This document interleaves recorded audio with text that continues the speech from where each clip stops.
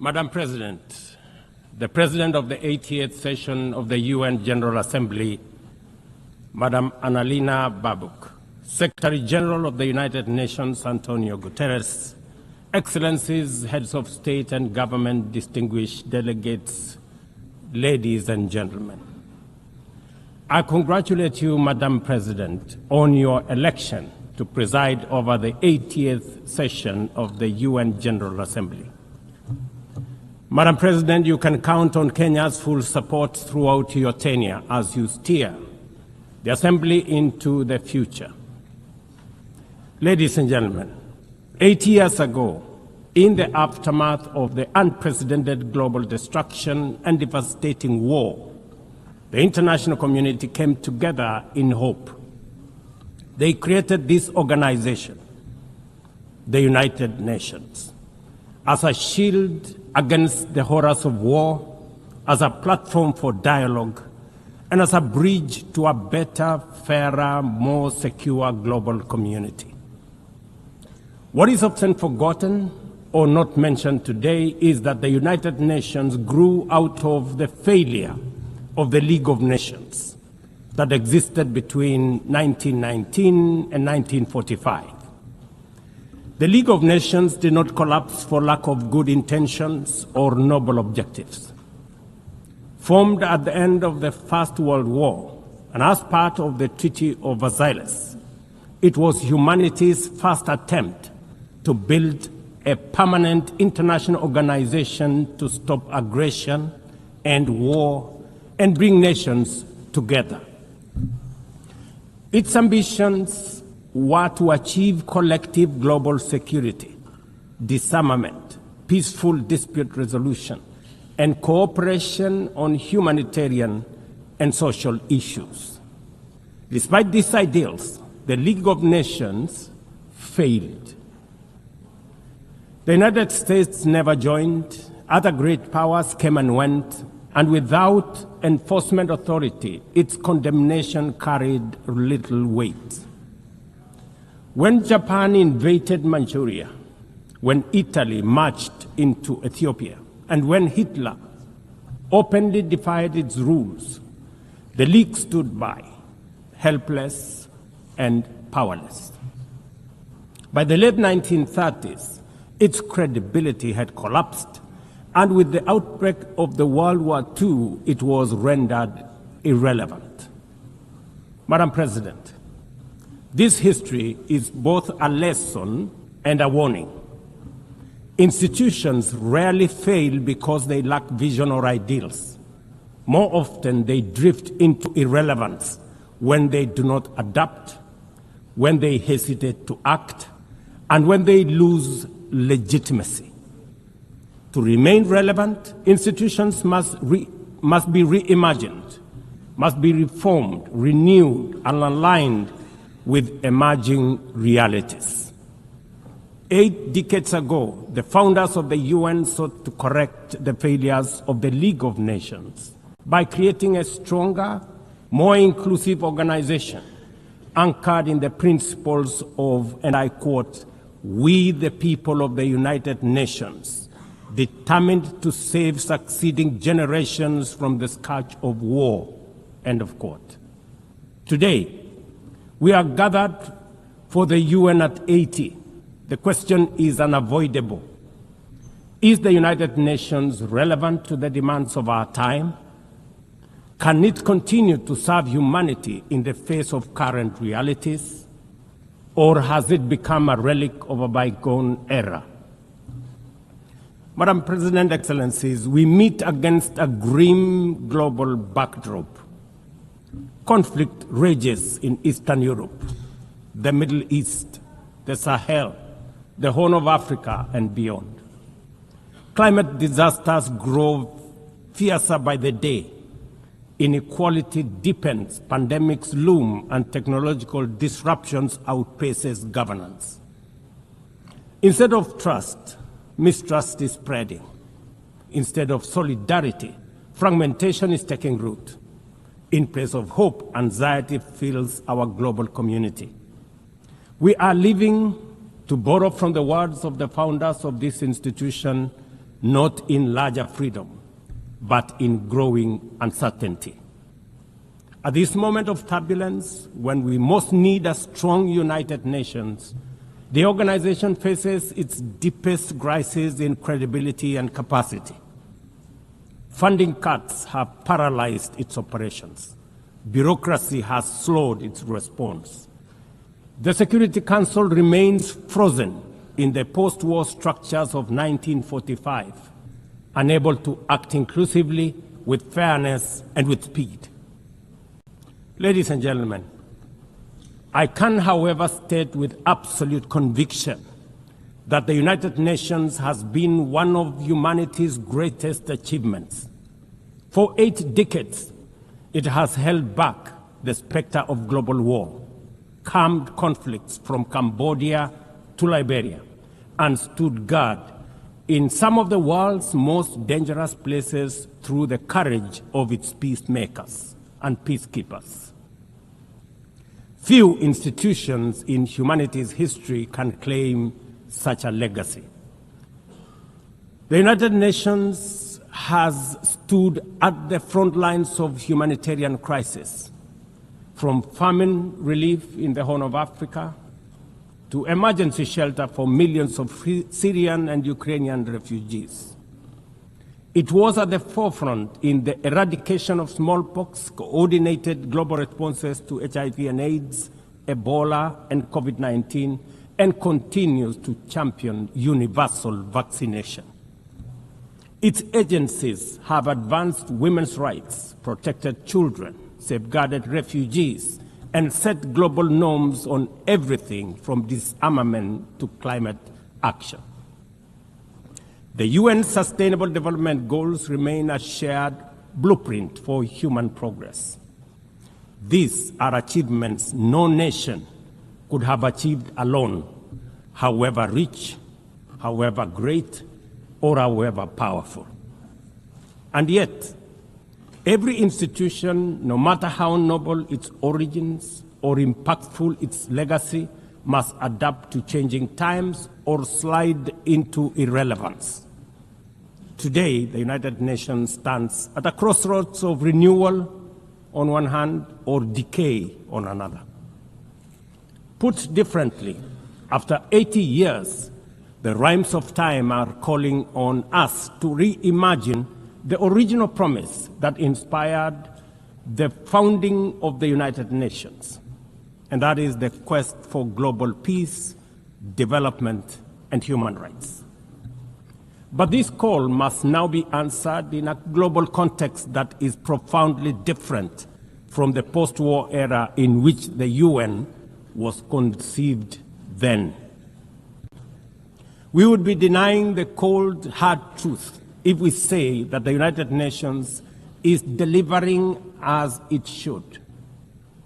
On peace and security, its voice is too often drowned by the rivalries of great powers, while some nations simply ignore its resolutions and do as they please. Too often, the UN's blue helmet, once a symbol of moral authority, no longer commands the same respect. From the conflicts in Gaza to Ukraine, to the crisis in Sudan, DRC Congo, Somalia, and the Sahel, we see actors proceed undeterred by the United Nations calls. Excellencies, ladies and gentlemen, Kenya speaks from the experience of a nation deeply invested in multilateralism.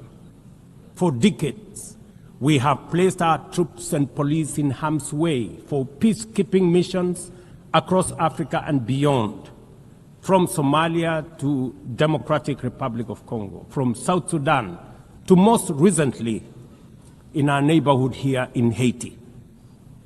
Over the past 15 months, we are proud to have led the multinational security support mission in Haiti, not because it has been easy, but because solidarity is the essence of the United Nations. Madam President, the mandate of the MSS mission is coming to an end in a few days. As the lead nation, allow me to briefly share our experiences. the successes and the challenges as both a cautionary tale and a living lesson about the strengths and weaknesses of the current global security governance architecture. For far too long, the people of Haiti called out to the world. Too often, their pleas were met with silence, hesitation, or half measures. Haiti became a tragic reminder of what happens when the international community looks away, prevaricates, or offers half-hearted support. When Kenya responded to the quest for the Haitian authorities, it was in the belief that we were joining a genuinely multinational effort. We welcomed and fully embraced Resolution 2699, by which the United Nations Security Council authorized the MSS with Kenya as the lead nation. Drawing on our decades of peace support operations, we stepped forward, stepped up, and deployed our officers to confront the rampant menace of gang violence in Port-au-Prince and its environs. Madam President, ladies and gentlemen, the mission has operated in a volatile environment under enormous constraints. It has been underfunded, under-equipped, and operated below 40% of its authorized personnel strength. Our police officers have valiantly shouldered responsibilities without the full logistical support that would accompany any mission sanctioned by the United Nations. Despite these challenges, and against all odds, the MSS has delivered results many thought were impossible. The presidential palace, once under siege from gangs, is today restored as the seat of government. The police headquarters and the police training center, once overrun by gangs, are now secure, with the academy resuming the training of new police officers, over 700 of whom graduated a few months ago. Schools that have been shattered by violence have reopened, with children back in class, learning and progressing. Roads once manned or blocked by gangs have now free-flowing traffic. Cases of kidnapping and extortion have reduced sharply. The airport and the seaport, once surrounded by gangs, are now abuzz with normal operations. Which begs the question, if so much could be achieved with limited resources and stretched personnel within just 15 months, what more could have been accomplished if the United Nations fraternity had truly acted together in solidarity with the people of Haiti? From this podium, I wish to assure all partners and actors that with the right personnel, adequate resources, appropriate equipment, and necessary logistics, Haiti's security can be restored.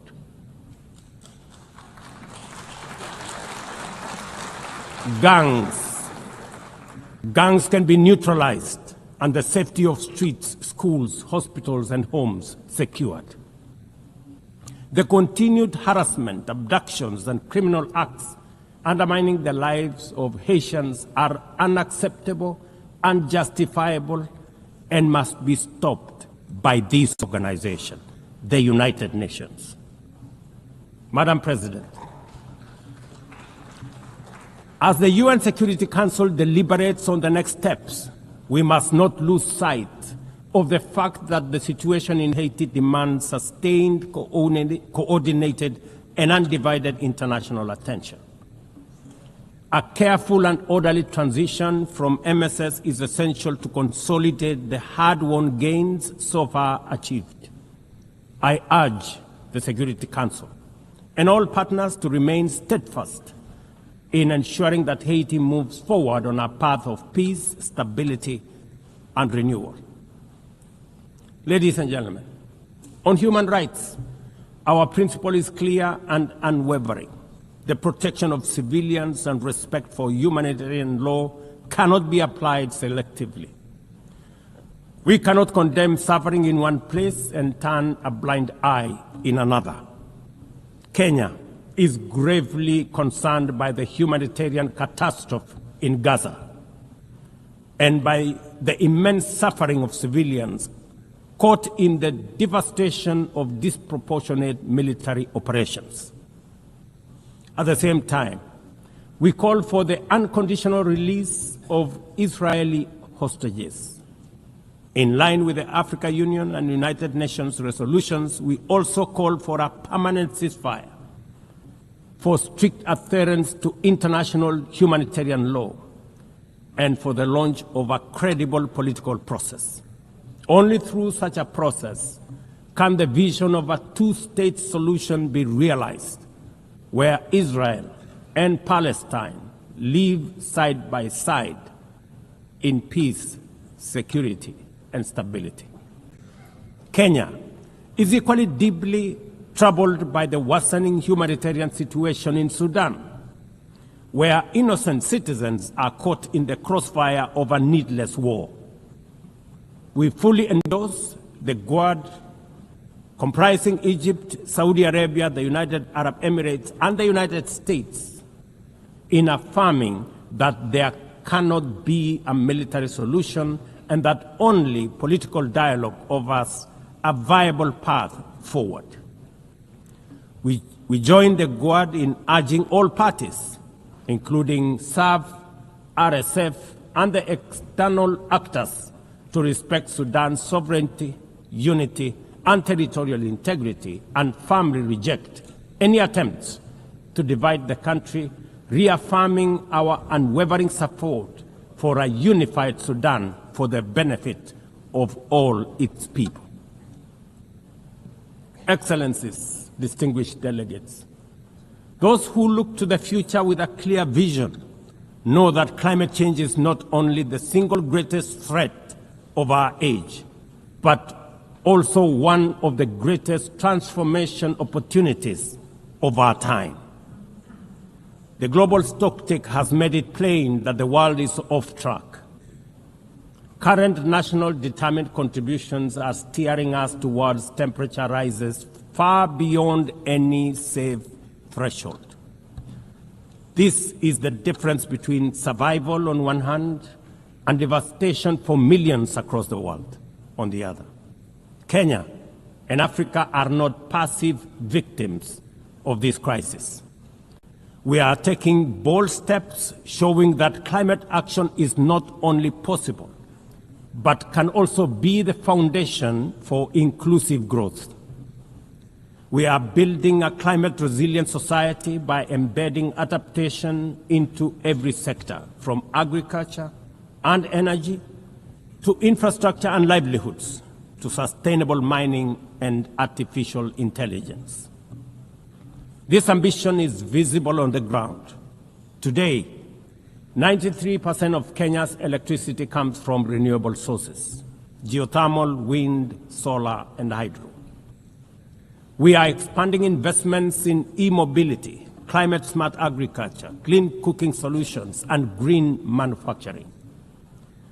We are also pioneering nature-compatible solutions such as sustainable waste management and circular economy interventions. Africa, too, is uniting its voice. In 2023, in Nairobi, we hosted the inaugural Africa Climate Summit, where the continent adopted the Nairobi Declaration on Climate Action and Call to Action. Just 2 weeks ago, in Addis Ababa, Africa came together once more at the second Africa Climate Summit to reaffirm our commitment and strengthen our ambition for climate-positive growth. We declared Africa not just as a victim of the crisis, but as a source of solutions, with climate action driving economic growth, transformation, and job creation for our communities. Ambition, ladies and gentlemen, cannot stand on willpower alone. Implementing our new NDCs will require $56 billion.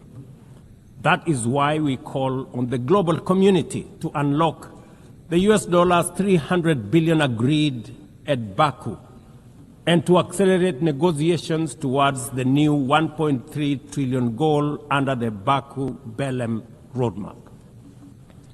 Without affordable finance and without reform of the international financial architecture, the promise of climate action in Africa will remain constrained. Madam President, in the aftermath of World War II, the Bretton Woods institutions were created to stabilize the global economy and rebuild war-torn Europe. At that time, their design reflected the power and interest of the victorious nations, who were also their primary shareholders and beneficiaries. The IMF was tasked with upholding the gold standard exchange rate system, while the World Bank was established to finance Europe's reconstruction. Both have since evolved into development finance institutions, but their structures, decision-making, and governance remains dominated by wealthy nations. Today, the global context is vastly different. The global standard collapsed 5 decades ago, and Europe has long since been rebuilt. Yet, the governance of these institutions has not kept pace with needs of a multipolar world, especially the needs of poor and developing nations. The mismatch between shareholders and stakeholders has become starkly visible. For instance, during the IMF's recent allocation of special drawing rights, 64% went to wealthy nations. Just imagine, 64%. With little need for liquidity support. They didn't need the money anyway, but they got 64%. While the poorer countries received just 2.4%. What a disconnect. The imbalance highlights how the very institutions meant to safeguard global finance stability often perpetuate inequality and instability. I have argued, and I say it again, that the current global financial architecture punishes poor countries with high interest rates and enormous conditionalities, while rewarding rich nations with lower interest rates and softer lending rates. Its rules, priorities, and allocation mechanisms consistently favor those already prosperous, while trapping vulnerable economies in cycles of debt, high borrowing costs, and inadequate access to emergency support and concessional funding. It is imperative to transform these institutions into genuinely independent, apolitical global bodies that their operations are aligned with their global mandate. Such a shift would democratize decision-making, restore credibility, and allow the IMF and the World Bank to serve all countries fairly rather than reinforcing old hierarchies. But Africa is not merely waiting for external prescriptions. We are taking bold and deliberate steps to strengthen our financial independence, safeguard our stability, and accelerate our development. Kenya, for instance, fully endorses the establishment of the Alliance of African Multilateral Financial Institutions, launched with the African Union in February 2024. This alliance brings together our homegrown banks, Afrexim Bank, the Africa Finance Corporation, the Trade and Development Bank, Shelter Afrique, Africa Re, Africa Development Bank, Africa Trade and Investment Development Insurance, and ZEPRI, institutions that embody Africa's determination to mobilize resources, finance trade, and build resilience on our own terms. At the same time, the African Union is championing 3 transformative institutions: the Africa Central Bank, which will issue a single currency and free our trade from dependence on foreign money. The Africa Monetary Fund, positioned to stabilize our economies and give us true financial sovereignty. And the Africa Investment Bank, designed to mobilize resources for infrastructure, industrialization, and integration that Africa needs to rise. And to complete this vision, the Africa Credit Rating Agency, one that understands our realities, values our uniqueness, and tells our story with fairness and truth, has already been established.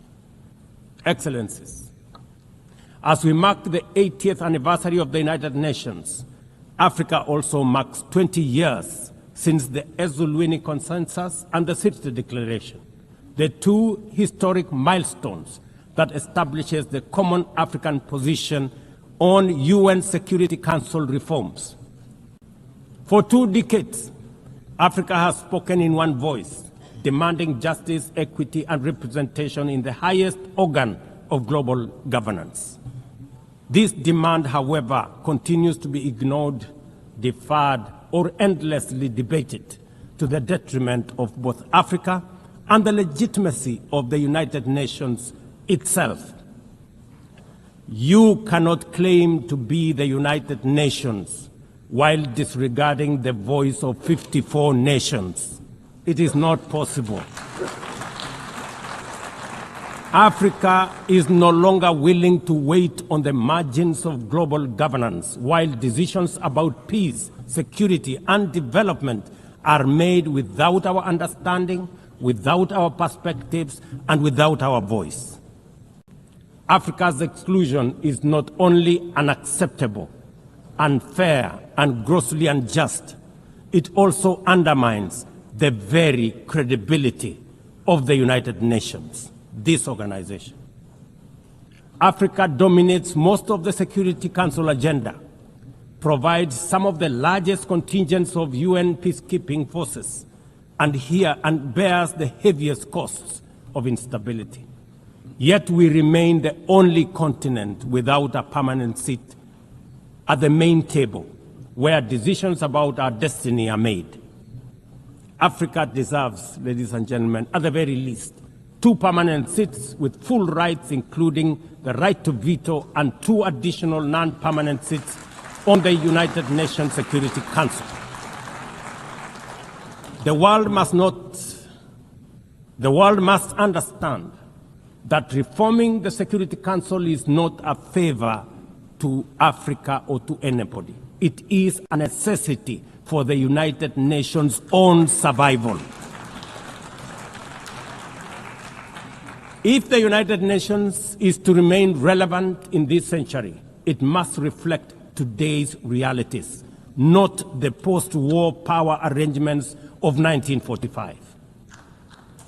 Madam President, despite the stated and evident weaknesses of the United Nations, it still remains humanity's best chance at global solidarity.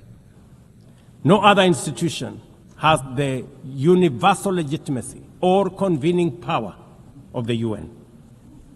From coordinating humanitarian relief in times of war and disaster, to mobilizing the global response to COVID-19, to driving consensus on climate change through the Paris Agreement, the UN has consistently shown that the world can achieve together what no nation can accomplish on its own, however mighty or great or powerful. As Doug Hammarskjöld, the UN Second Secretary General, once observed, and I quote, "The United Nations was not created to take humanity to heaven, but to save it from hell." End of quote. That mission is as urgent today as it was 8 decades ago. At a time when conflicts are multiplying, when climate change threatens every economy, and when inequality is widening, the need for a functioning, credible, effective, and a multilateral system has never been greater. It is through the UN that nations have pooled resources to vaccinate billions of children, to protect refugees from through the work of the UNHCR, and to keep the peace in more than 70 missions across the world.